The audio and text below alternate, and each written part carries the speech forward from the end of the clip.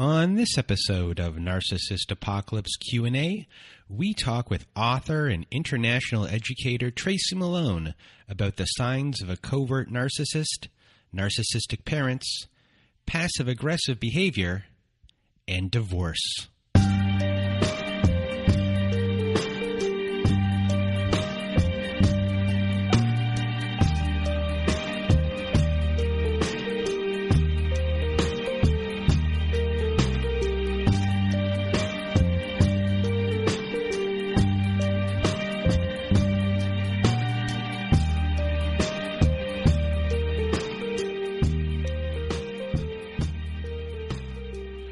Welcome to Narcissist Apocalypse Q&A, everybody. Today on our show, we have author and international educator Tracy Malone. We're going to talk about a lot of great stuff, but before we get started, if you haven't been to our website recently and want to be a guest on our Survivor Story show, because we always need stories, please do send in your stories. Go to narcissistapocalypse.com. Top of the page, there's a button that says guest form. Press that button and we will go from there. And also at our website, we have a community support forum there. It's our very own safe social network. Also on there are episodes that have never made it to air. There are also episodes that are ad-free episodes, or you can just join it to support the show. So do that as well. But on this forum, we have forum boards. We have Zoom meetings every Wednesdays and Saturday nights. We have meditation nights. And I think on Saturday we have a new moon candle lighting ceremony for New Beginnings night. So if you want extra support, please do go to narcissistapocalypse.com. Top of the page, press that community support button. And if you need even more support, please do go to domesticshelters.org. So if you or someone you know are experiencing abuse, you are not alone. Domesticshelters.org offers an extensive library of articles and resources that can help you make sense of what you're experiencing, and they can connect you with local resources and find ways for you to heal and move forward. So please do go to domesticshelters.org to access this free resource today. And that's it. That's all for today, everyone. I hope you enjoy my interview conversation with Tracy Malone. Welcome to Narcissist Apocalypse Q&A, everyone. Today with me, I have Tracy Malone. How are you? I'm great. Thank you so much for having me. Well, thank you for being here. And for those that don't know Tracy, Tracy is an author and a survivor of narcissistic abuse. And she is also an international educator, and she can be found at narcissistabusesupport.com. And Tracy also has a new book out called Divorce Your Narcissist. You Can't Make This Shit Up.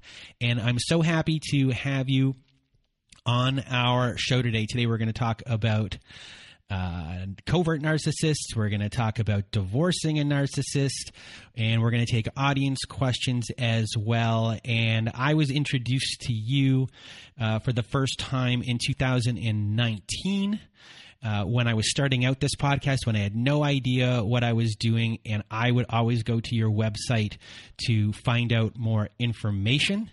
And you were pretty much the first place I was going to, I wasn't seeking help per se, but I was just seeking education.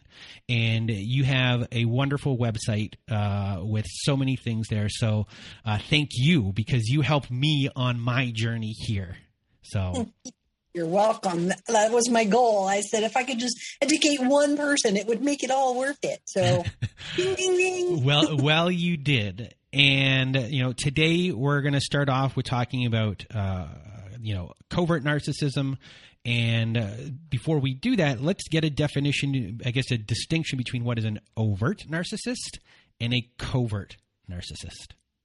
Sure. So the overt narcissist is the one we typically think of, the one that's full of themselves, very grandiose, everything's about them, they can do no wrong, they're perfect. That they're very flamboyant, I call it, where you can see their narcissism coming through, right? And a covert narcissist is much more stealth. They can appear quite shy and sort of not that grandiose, bigger than life, but still having these traits of narcissism. And it's different because, and we'll get into a lot of the details, but it is different because it's much harder to identify, and victims don't see it until much later.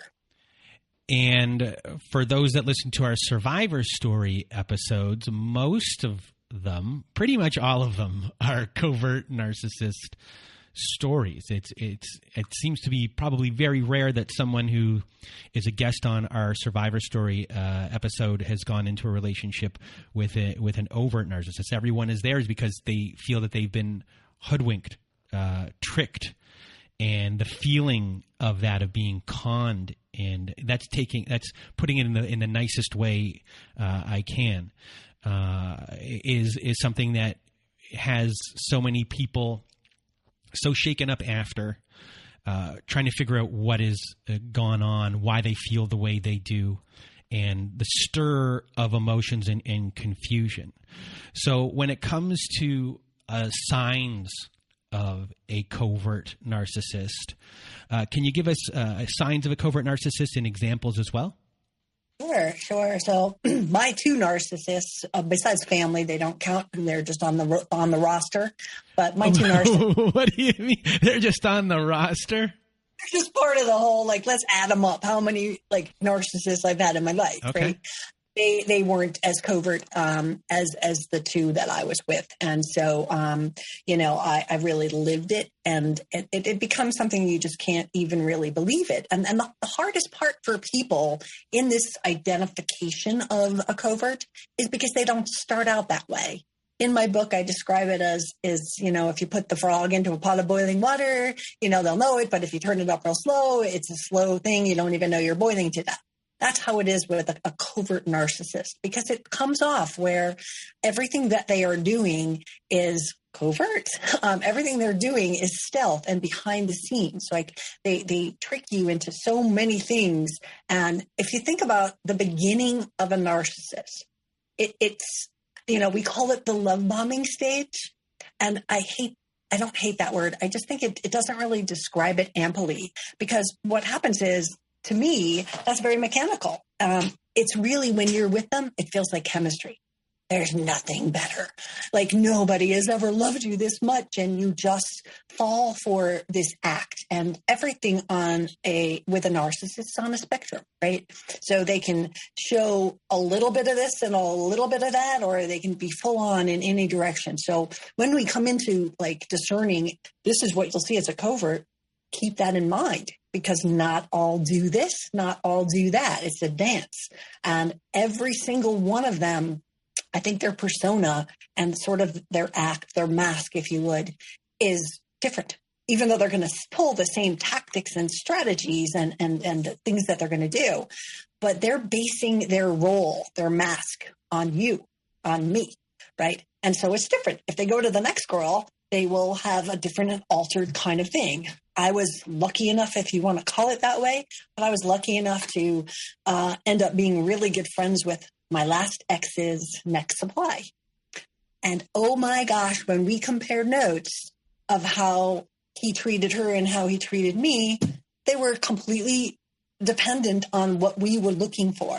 And he would do it differently. I remember one thing we thought was really amazing was she liked country music, and he would send her country songs every day. And that was their thing. If I played country music, he'd walk in the house and be like, turn that off. I hate that stuff, right?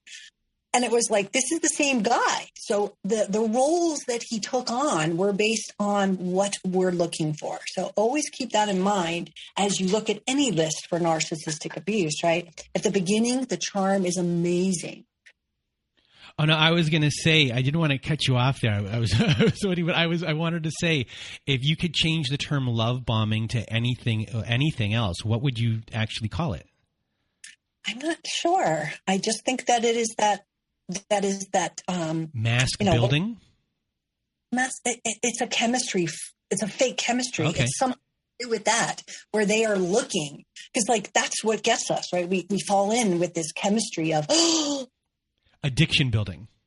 Addiction building. That's a really good one, right? Okay. Because it is the tactic. Like the tactic of love bombing is to intentionally be the most perfect thing for you. But it is to capture your attention and to capture your heart and really that chemistry. You feel it, you're hooked. That's the difference to me. The trap. The trap. I actually wrote that down. I wrote the hook equals charm. Yeah. On the Survivor Story episode, I usually it just naturally comes out of my mouth. I'm like, where did they have you hook, line, and sinker? Oh yeah. Like when was that? The last. There's all the build, but what was the last big hook that really got in there where you're sold? Absolutely, and it's different for everyone, right? If you think about another part of the mask and the building of that chemistry is how they hook your friends. Like if they meet your friends and family, boy, you are the best thing since sliced bread. They show public displays of affection. Everyone's going, oh my God, if you don't marry him, I will. My father said that. That's creepy. But the show of how grandiosely wonderful they are is just put on display. And then we go, okay, again, now my friends and family, that was, my second marriage, and my friends and family were not going to let me make a mistake. So when he started to charm them, he sold them, which then made me feel safe enough to be with him because all my friends said, oh, he's great. Don't leave him. He's wonderful. He's not like your last one. Think about that, right? It's the hook and the confirmation from your audience and your friends. That really hooks people. So I rudely interrupted you before. Where were we? First of all, everyone, isn't Tracy great?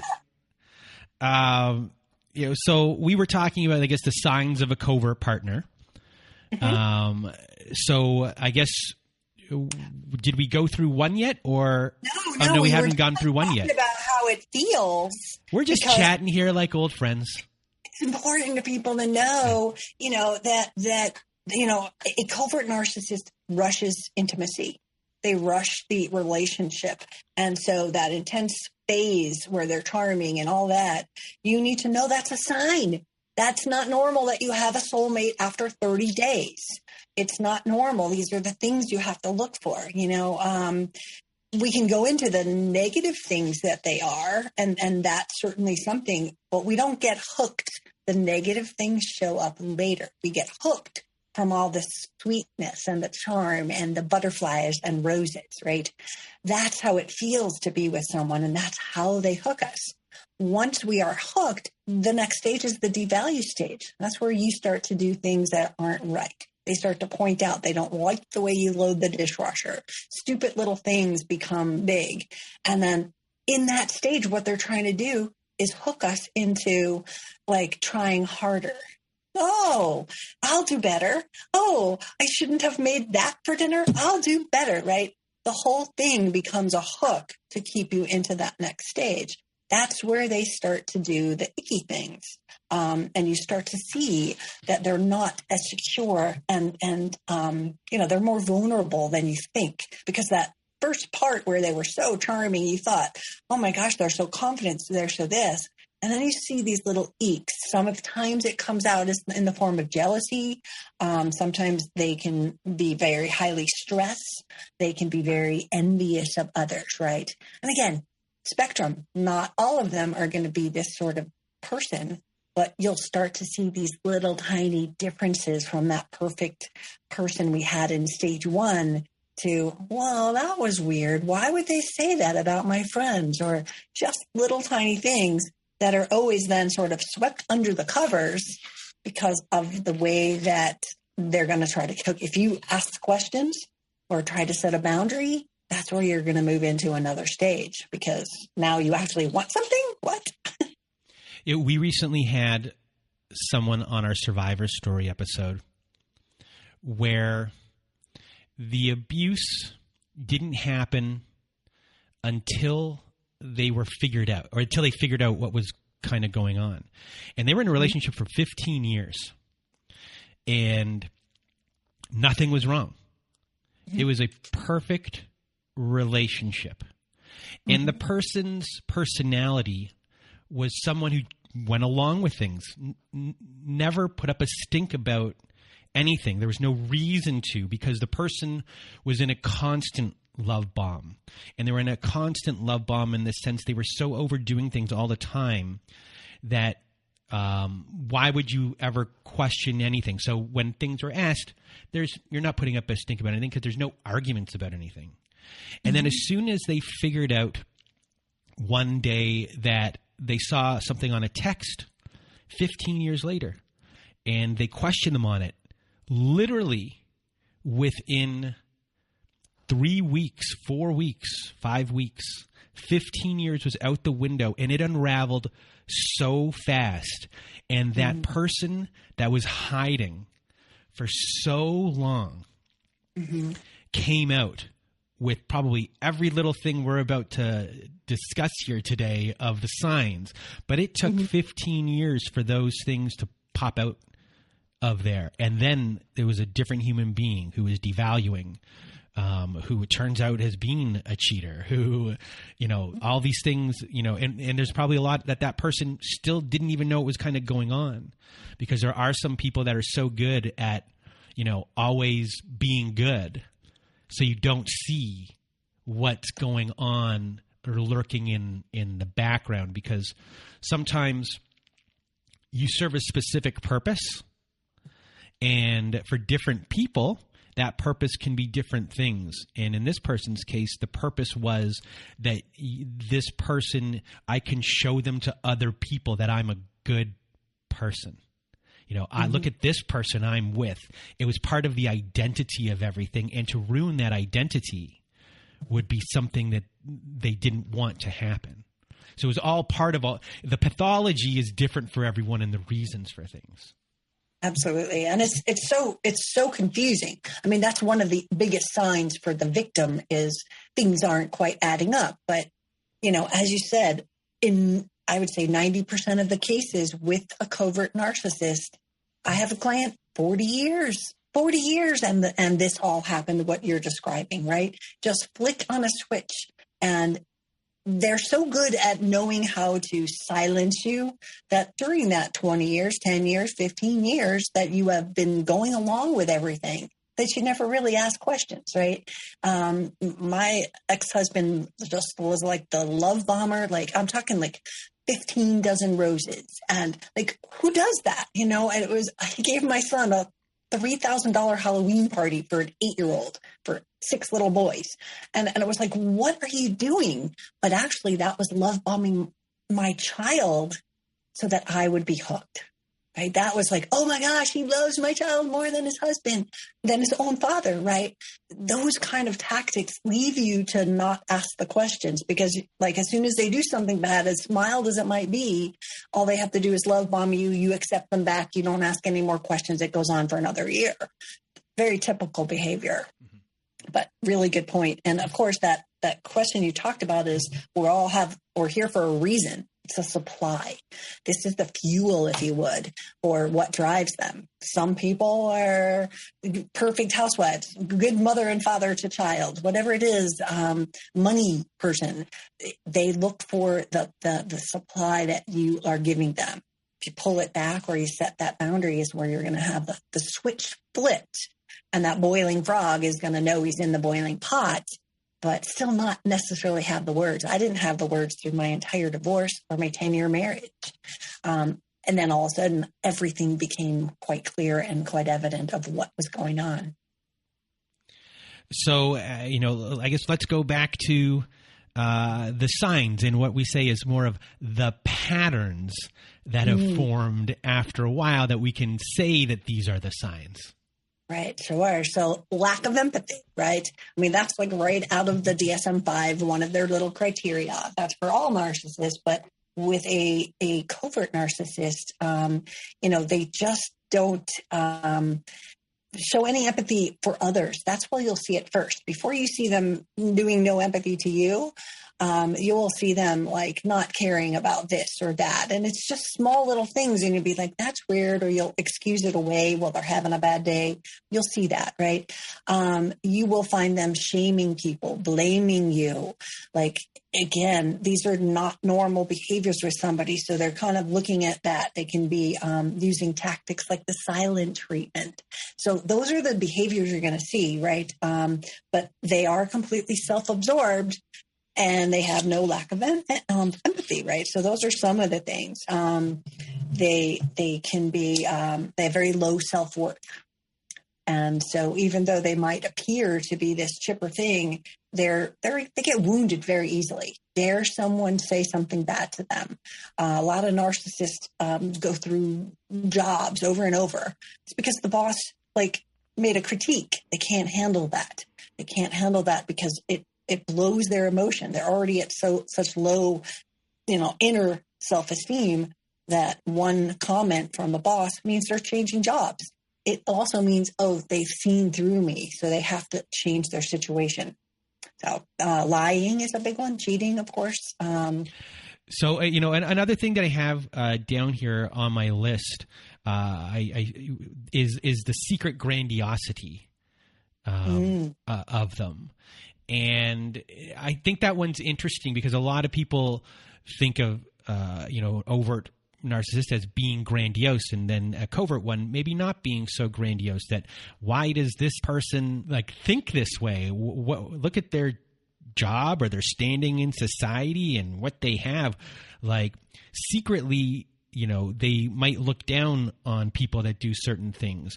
Is that also, and I guess in there an entitlement within that grandiosity? Would you say? Absolutely. Yeah. Absolutely. Yeah. Again, the secret grandiosity that they might be showing is this sense of their entitlement, but they're better than everyone.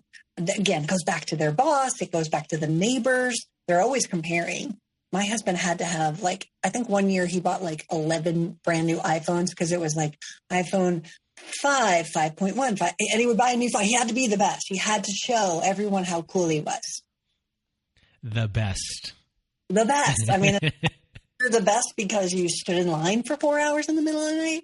No, but to them, it was status, right? Status is absolutely critical. So wherever their spectrum is, wherever they tap into for what they want to show off, some people are car people, got to show off with the big car, the grandiosity of, look at me, but meanwhile, I'm shy, but then they buy a red Ferrari and drive down the street.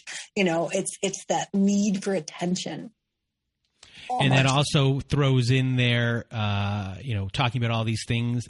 If you're noticing that they're envious of other people, then, that's a sign that you might start noticing. It might not be a thing that they might not be doing to you per se and devaluing you. But if you start noticing them discussing other people about what they have, and wealth and physical attributes, family status, or things like that, power. And if they seem like they're coming off as envious, that's another kind of thing you can check off on your checklist of things that might be going on in a negative way that you might not be seeing previously. Absolutely. And again, these are so subtle. That's why it doesn't feel like abuse. They're not punching you in the face. They're just simply comparing you to others eventually, right? As they're doing that sort of envious of others. Well, you know what? Here's where the devalue comes in. You really don't look good in those jeans. You should get new ones, or you should really talk like this, or you shouldn't do that, right? Because they're so worried about that status that they're trying to mold you into what they want. And most victims are like, oh, that's so sweet. Of course I'll be complying and I'll do whatever it is you wanted, because you're trying to win the love of this person. So it's a setup for them to really start to pick everything apart about you by comparing you to others in that, I want that wife or I want that husband. So what else do you have on your list over there? I've got 11 pages if you really want to know. Oh, I want to know everything. I'm going to open up my bag of chips over here, sit back and listen to what you got to say. Bring it on. Bring it on. Again, we're talking about romantic relationships primarily right now, but you can have covert parents as well. You can have covert bosses as well. And so it's important to know that, again, a lot of the things we've talked about are relationship based, but the reality is they can be anywhere. If we've got a covert narcissistic parent, everybody thinks they're the greatest parents in the world. And nobody understands that there's abuse at home. That's part of the covertness is they hide it. It just becomes something that in public, they're one way. This is the hugest red flag. Should have had it first. In public, they are better than sliced bread. You're better than sliced bread.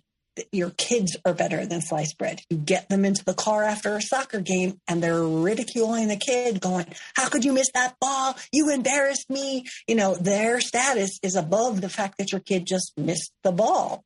But that's the secret abuse is when they get in the car and they start yelling and screaming. And then they arrive at the team dinner, open the door, and they've got a big smile on their face. And you're like, you're just reeling from this beating that you took in the car. Like, what just happened? And then you've got to come out and become a smile. And all of a sudden everyone's charmed by them. And you go into this cycle and you're just like, all of the abuse comes behind hidden doors, right? That's a big difference between the overt and the covert. Overts can be much more, again, grandiose in their abuse and that sort of thing.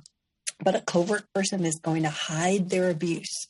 And so, again, like the boiling frog, how do they hide it? They hide it with passive-aggressive little digs to you. And again, shaming you, gaslighting you. Tell me what you know about gaslighting. Tell me what I know about gaslighting? Yeah. Off the top of my head, as far as gaslighting goes, it's when someone, it can either be, I said something and then you're telling me that was never said, or it can be you said something and then telling you I never said that. It's there to cause you confusion about the reality of a situation. It's done to make you crazy. And then at the same time, I believe with some of them, I truly believe that they think it's true. Yeah, that was an excellent, I give you a big hand. It was an excellent definition. And it is, it's there to, again, this is a tactic. It's to slowly make you think that you're going crazy. I don't remember that. Oh my, really? And you'll sit there and fight back and be like, no, I definitely didn't say that. And they'll be so convincing to convince you. And then you'll be like, I'm confused. Did I say it? And eventually you give up. And again, if you're in one of these long-term 40-year relationships, you've given up a whole lot of the times where you just stop fighting because it wasn't worth the fight because you're just not even sure what's happening, right? But that is such an important step as they start out with that. Yeah, because with gaslighting, it's got a double-edged sword in the sense of it creates doubt within what has just happened in the situation, which is one thing. And then the second part of it, it starts creating, especially over time, self-doubt within your own decision-making abilities. And once the decision-making ability of yourself and doubt has been created within it, at that point, you are royally screwed because at that point, it's like you don't know what is up, down, left, or right anymore. And if you can't trust yourself, then in anything that has happened going forward, then you have literally lost control of the car and you're careening, and someone else has control of the car completely at that point. Right. That's a really good way to say it. If you just said, if you can't trust yourself, right? The bottom line is, if you can't trust yourself, they've just won. It worked, right? And that's the point where they put in but you can trust me. I've always got your back.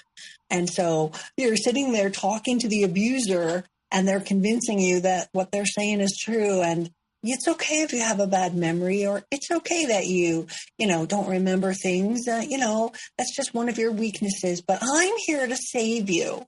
And they're giving you a fake story. They're giving you a fake mind, but they've built that trust in you so that when you don't believe in yourself anymore, that they're your only alternative. That is like the language of abuse, right? To be in that control position. Gaslighting starts out to test the control ability of you, right? If you don't pass the test at the very beginning and you're like, no, that totally didn't happen, and you're not sitting there with a confused look on your face, like they're not going to want to be with you. They want someone that is controllable and someone that it's very gentle, very slow, steady drip until they really get it. And then they can turn the dial up because now you're hooked.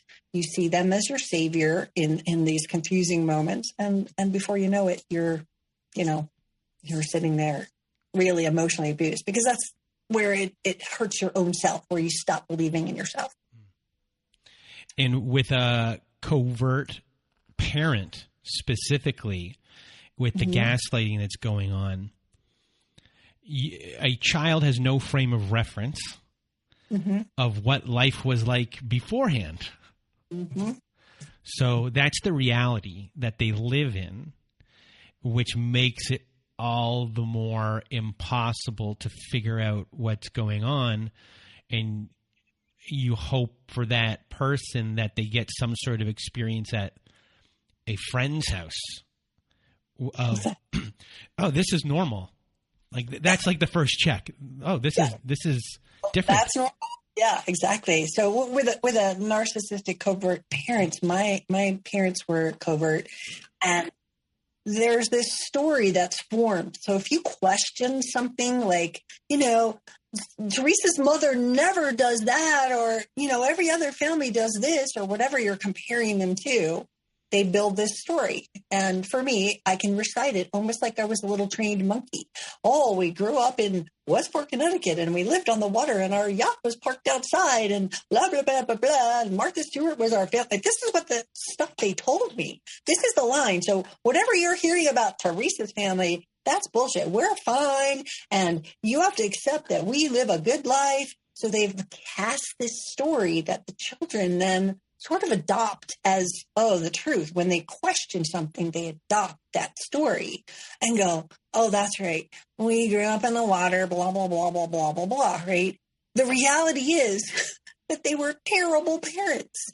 And like they would take their yacht and leave for the summer and leave 3 little children under 12 home for the summer. And their friends were, they're the best parents. That was the funniest thing. I went to a funeral back in Connecticut this summer, and I witnessed and saw all of these old mother friends. And they were just like, your mother loved you so much. And I'm sitting there gagging, going, really, really? So a mother would leave home children under 12 for a summer? Like, I don't care how rich you are, that's probably not legal, right? But the way that they cast the story to their friends, they thought they were better than sliced bread. They thought they were the best parents on the world. But that's the story they're giving everybody, right? Everyone's got this sort of thing. And I'm not saying everyone's going to have the yacht club story. I'm saying that was what my family drilled into my head. If I questioned something and said, that's not right, or why can't we do like what other families do, that's where they reinforce this. You believe this, and they would brainwash you into that story. So that's part of being a sign of a covert parent, which is a physical absence, an emotional absence as well. When it comes to, I guess, other things that happen within that family unit, what else do you have on the list? Well, they are always comparing you to others. Why can't you be as good as that kid? They played the violin. Again, it's their status, not your ability to play the violin. So they're always comparing you. And, you start to feel like you're not good enough because there's always someone else that's done it better. And it's usually their friends' kids. And so that's a very common thing. They don't like to give you attention. You're just a little mosquito buzzing around their head. And so they can get quite angry. And again, anger can look different ways with a covert. It doesn't have to be screaming, yelling, and throwing plates, which we all equate to an abusive situation, right? It's the I'm not going to talk to you and ghost you for a little while or punish you, things like that, for just asking a simple question. So those are very thing. Narcissistic parents, their children are not separate from their brain. They are an extension of themselves. So if you are the good student and you do everything right and your parents are like so super proud of you, but that child you would think would have a pretty easy life. They were in the good graces of the parent. The pressure on them, you only got a 98, or I see that you just graduated from Yale, but your hair looks like crap today, daughter, instead of like, yay, on the soccer field of getting your diploma. There's something wrong. You should have done that with your hair. Why did you choose that outfit? It's these little nitpicky things that just make you sit there and feel like I'm never going to be good enough. So they exploit their children if they are that honor roll student or the one they can be proud of, whatever level they have, right? If they can show there and be, I'm the one that is, the perfect child, that perfect child ends up even more screwed up than the scapegoaty child who like sort of didn't do what the parents wanted. I was the scapegoat. I was the forgotten, and I sort of just didn't do whatever they wanted. I failed gym in college just to piss them off. And I was shunned for that, and that was okay. But at the same time, that pressure to do, because you're them. If you don't reflect good, then they have to like tell everyone that you're so screwed up. And that becomes part of their story. So it's a lot of pressure to be the person they want you to be, and they exploit you, even if you are or if you aren't. Doesn't matter. The scapegoat is actually the only one that usually survives because they've kind of grown up going, I don't really care about them. So they have an independent path. The golden and the other roles of children are, I can never be good enough. I try, I get 100. Why didn't I get 104? Why didn't you get the bonus question? They're sitting there and everyone's fighting to just get their attention. So these are a lot of behaviors within the covert relationship, covert parent. It can happen with the covert boss. And there's different types of behaviors. There's aggressive behaviors. And then there are passive aggressive behaviors. Mm-hmm. And you don't have to be someone who's narcissistic to have passive aggressive behaviors. It's just, these are the things we kind of learned growing up. We don't know how to deal with our anger properly. So let's discuss passive aggressive behavior within the relationship and what those signs are. And I guess to define passive aggressive behavior are those that involve acting indirectly aggressive rather than directly aggressive. Passive aggressive people regularly exhibit resistance to requests or demands from family and other individuals, often by procrastinating, expressing silliness, or acting stubborn. So what are the signs? Well, the different types of things that you can see are, obviously the verbal abuse. We've talked about that. And they can actually use the verbal abuse in a joking way. Like they can sit there and make jokes about you and then be like, only kidding, or you're just so sensitive. You're so sensitive that I can't tell you that you look terrible today. That's something you better work on, right? So it's sort of, again, the humor could be something like whatever it is. We've all heard it where this rejection is something that's cloaked in humor. And then it's just get over it. You're just being, they blame it back on you. The silent treatment is a really big one, right? Having someone do the silent treatment to you, or blaming you. If they are going to sit there and everything's your fault, that's passive aggressive.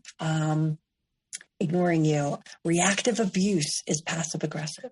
So reactive abuse is where they push you and push you and push you until you actually say no more and you react and you just speak up. And then they attack. So that's one of the big ones. So another thing on our list is gossip. So let's talk about gossip. It's one of the things that everyone should work on, because everyone might gossip here or there in their life, but just gossiping in general and doing it in a negative way, done in a way to undermine you, done in a way to, attack you in that kind of, which I guess it goes along with like a criticism as well. And it's done to make the other person feel superior is the best way, I guess you could put it.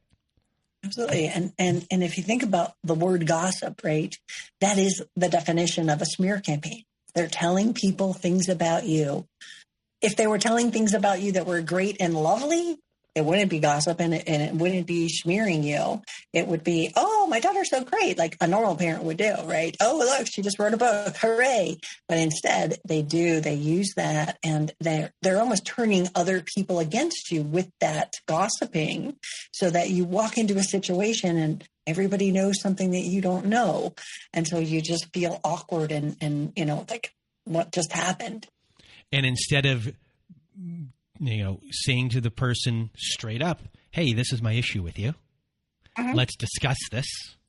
Right. And being like, hey, let's do this in a mature way. This is how da-da-da-da-da-da. Instead, they leave you out of the equation and then tell everyone of what's going on, which is just a really odd, like, kind of way to deal with the it's not deal. It's I don't even know what you call that. It's not dealing with the problem. It's creating a bigger problem. Absolutely. And if you think about how we feel when all these things happen, right? Like if they're gossiping and smearing you and that sort of thing, you feel like the bad guy. Like that we internalize, I'm not good enough, right? You feel like you're unsafe. Like my family is sitting here telling these lies. It's not fair. You feel disconnected from the family unit. You feel trapped sometimes if you're in a marriage, manipulated, controlled.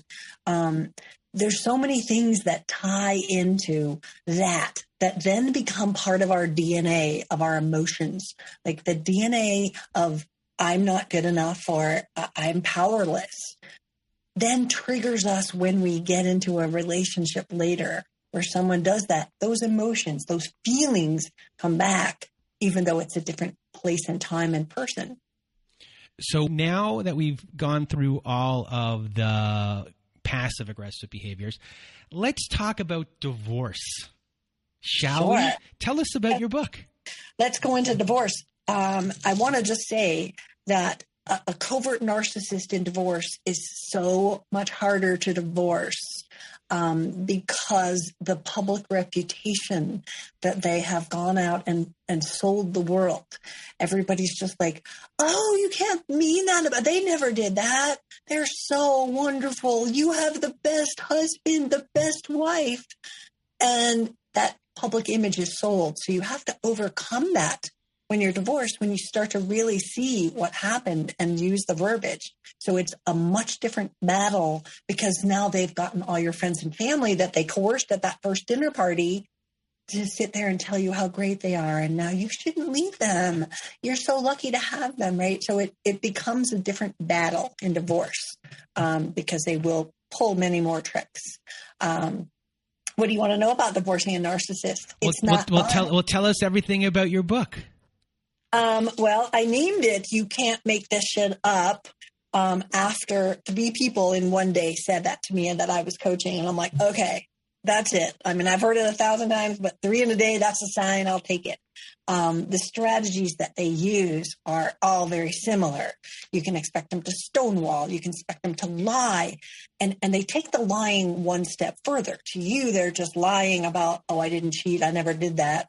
But then they go into court and they lie about you.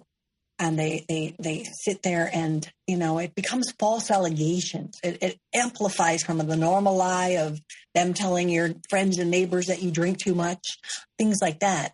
It becomes, you're a bad parent. You stole the money. You did this. So while you're sitting there battling that affront of these fake lies that are coming and being tossed at you, and you have to now defend, you're in this whirlwind. You can't possibly look at what they're doing. It's their strategy to throw so much stuff against you that you're in defense mode. You're sitting there fighting for your life to get out of the box and just let the truth be told. And the reality is that that's, going to be a very difficult journey, because they have put all of these people in place that are going to be by their side and go, oh, I can't believe anything about them. They never did any of that. You're making it up. You're just whatever. Your friends are going to say stupid things. Stonewalling tactics, just mirroring things and saying you did them, but hiding tactics and hiding money, hiding assets. Expect them to do that. There's really very little few of them that don't. I work with lots and lots of divorcing clients, and it's just almost like a checklist. Yep, they're going to do that. They're going to do that. In my book, I talked to and worked with and did a survey of about 2,000 people. I said, what tricks were pulled on you? And they told me, sometimes without a single period or paragraph break, and it would be 3 pages long because they're just rambling, all that stuff happened. And I diluted it down to, okay, these people were all arrested. These people had things happen with their kids, and I had piles all over my living room. And then I extracted what the lessons should have been.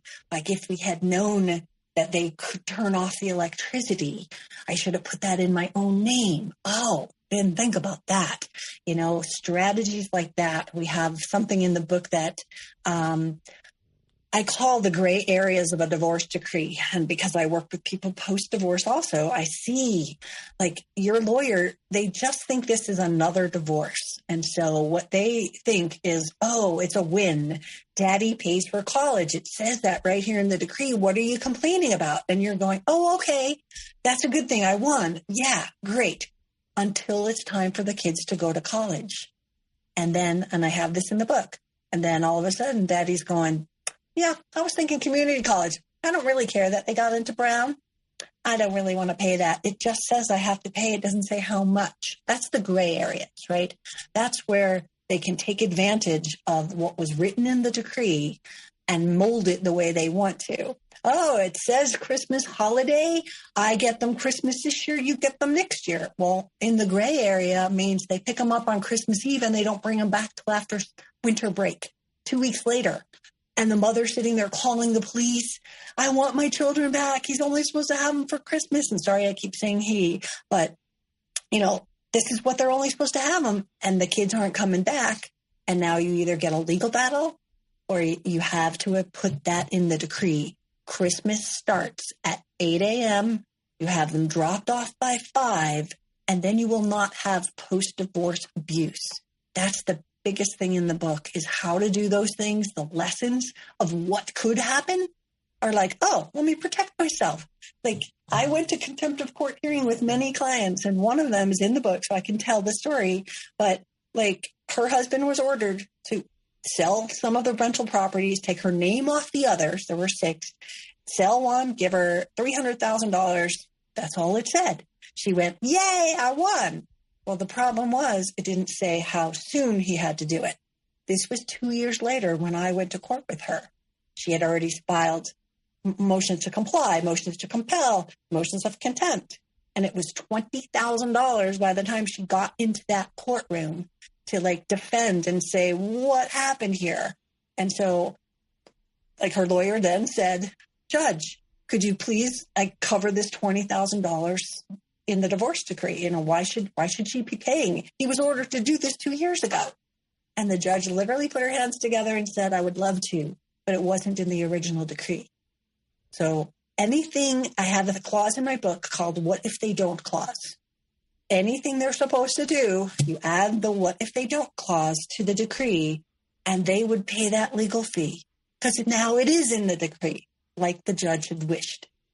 So those are the kind of things that you're going to find in here, the stories, the lessons. I also have contributions from 26 authors and lawyers and coaches and Tina Swiffen and Rebecca Zong and mediators. So all of these people have said, don't do this, do this, this will help you.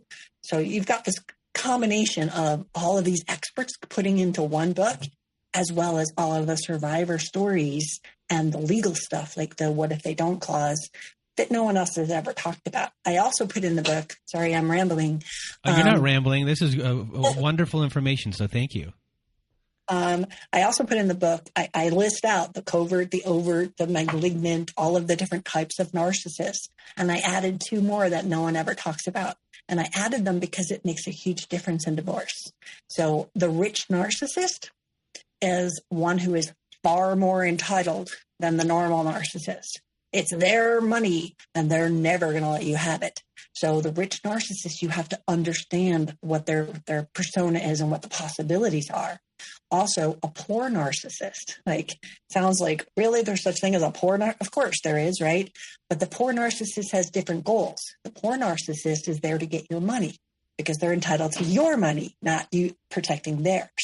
So if you don't understand the difference between, where they are and what is possible, then you're in for a boatload of surprise.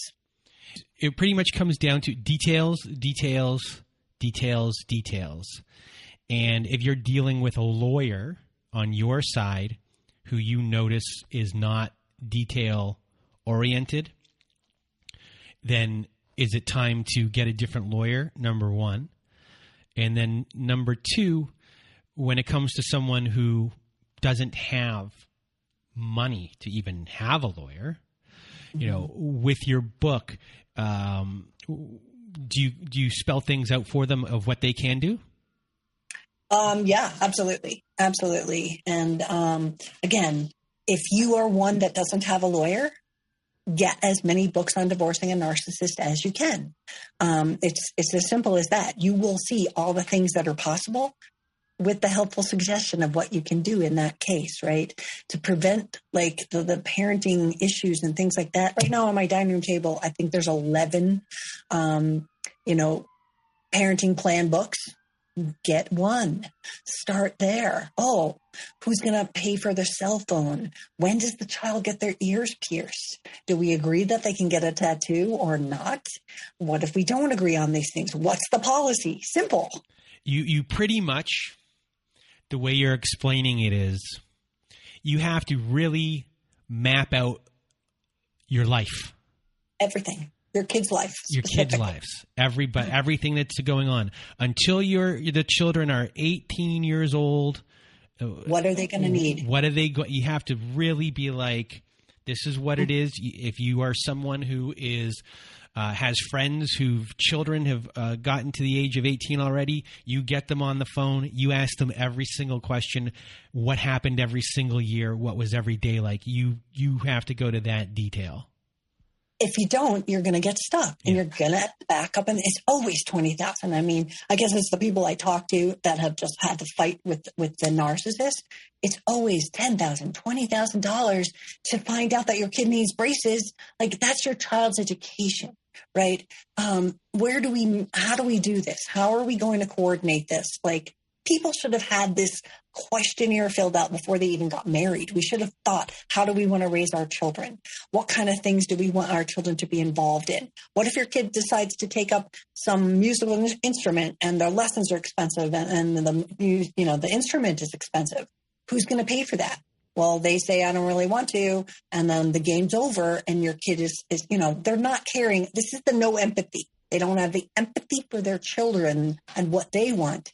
They're going to enforce what they want to pay for because it's control over you, not any interest in the child. The biggest mistake I see with the divorce decrees is that they plan for the kid at 5 years old. That's when we got a divorce. My kid's going to go to preschool and la, la, la, la, la. Well, that doesn't help you when they're teenagers. Pretty much what you're explaining, and this maybe is the best analogy to give for people. It's like you're signing a contract with an insurance company, and the insurance company has put in there all these little things for them to not pay out when the time comes. That's a perfect analogy. I love that. And you have to make sure, because they're sending you, an insurance company is sending you a form that they've created a long time ago, and it's, they're hiding things. You're creating a document with someone from scratch, so it's different in that way. Yeah. But you have to be the one who's creating the form over the other person, so you know exactly what is in there. Right. And a lot of times these kind of technical this is what we're going to do, like moving and relocation clauses. A lot of people don't even think about that. Well, I relocated from my son's father after I married the narc, and we moved 2,000 miles away. So we had to go back and reevaluate the custody plan. He couldn't see him every other Sunday. And suddenly I was paying for his father to fly to Colorado from Connecticut every other weekend. His hotel, his airfare, his car. And then on the other weekend, I was supposed to fly back to New York and pay for that. And then pick up my son and bring him back home. Like, I got the worst deal because I didn't really think about that relocation in the divorce. Now, I wasn't thinking about getting remarried when I divorced, but I never thought about adding a relocation clause. You don't do something like that. You don't know what your life is going to bring. And it might not be this year.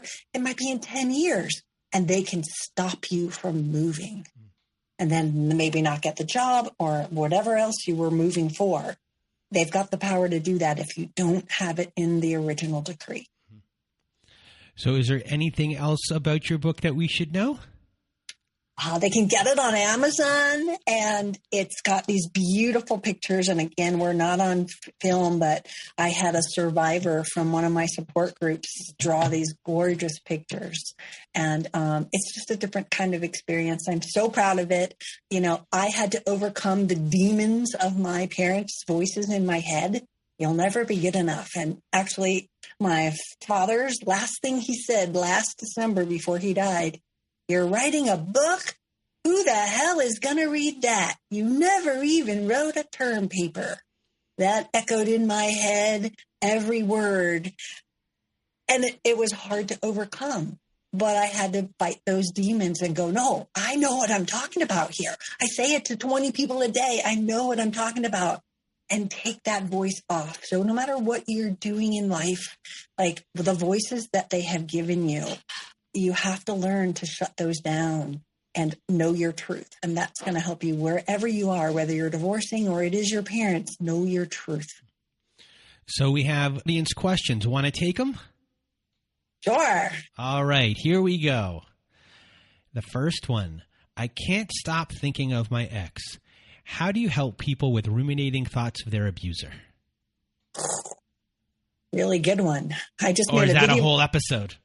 That's a total episode. We uploaded it yesterday. I did a whole video on the rumination and how to stop it. And I had Bree Monche, who is the founder of World Narcissist Abuse Awareness Day, give us the tips for stopping the rumination.